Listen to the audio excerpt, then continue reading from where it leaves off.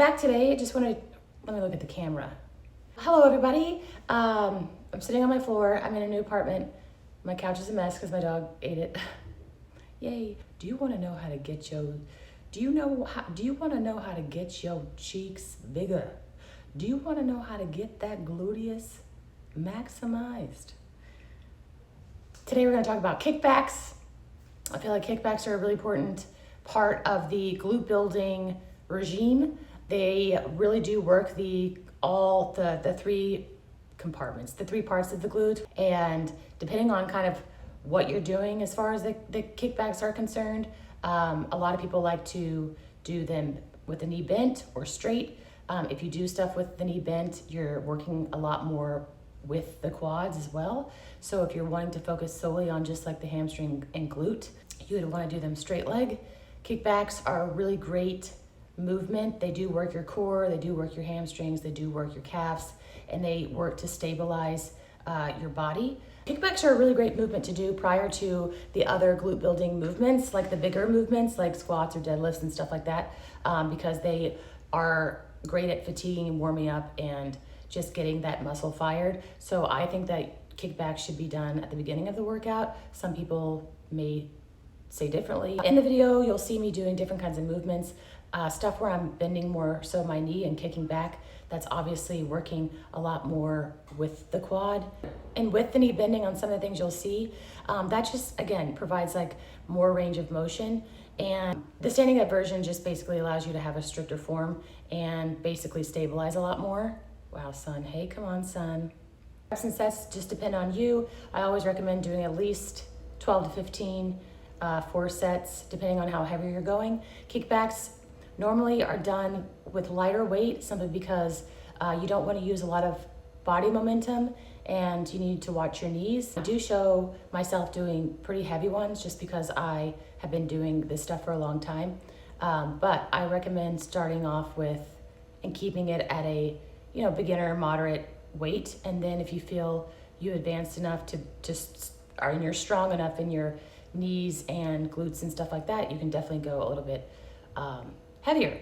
So showing a bunch of variations that I like, that I do often, that have helped me, especially with the whole glute. I know a lot of people have trouble building that upper meat part of the glute, the top part, so kickbacks are really good for those. Again, there's a lot of people that recommend doing kickbacks with your chest very straight up against the cable rack, but I feel personally that it's kind of painful on my back and it hurts a little bit more. Okay, the first variation, I'm just on a bench and I move the bench up to the cable rack.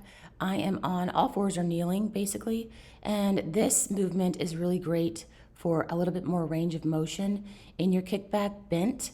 I know you see a lot of people do straight legs, but you can do different variations. This one is just allowing me to give a little bit more range of motion on my glute. It's also really helping me work a little bit more of my hamstring here too, and getting right underneath the glute, which is that little tie-in area that's a little bit more tricky to target. Also, by doing this type of movement, you're able to load more weight because you have more stability with the bench and with your body. And next I'm moving on to an elevated kickback. I'm just doing straight, and then I move into one of my favorites, basically the same type of movement you just saw on the bench, but I'm doing this standing up. I'm moving my body back and forth kind of with the movement, allowing me to really contract and isolate the glute, both glutes actually. This one's really great for. And the elevation just helps, again, with us tall people and also just getting a bit more range. Just a basic cable kickback. A lot of people you'll see stand a little bit closer or whatnot. I find if I drop my chest or raise my chest too high, it starts working a little bit more of my back, which is what I'm not trying to target. And then the second movement, which I really love, and the second movement with my chest dropped down low, is just really allowing me to really kick my leg up super duper high and really squeeze and get the top of that glute, which is a lot of the time what we're kind of missing.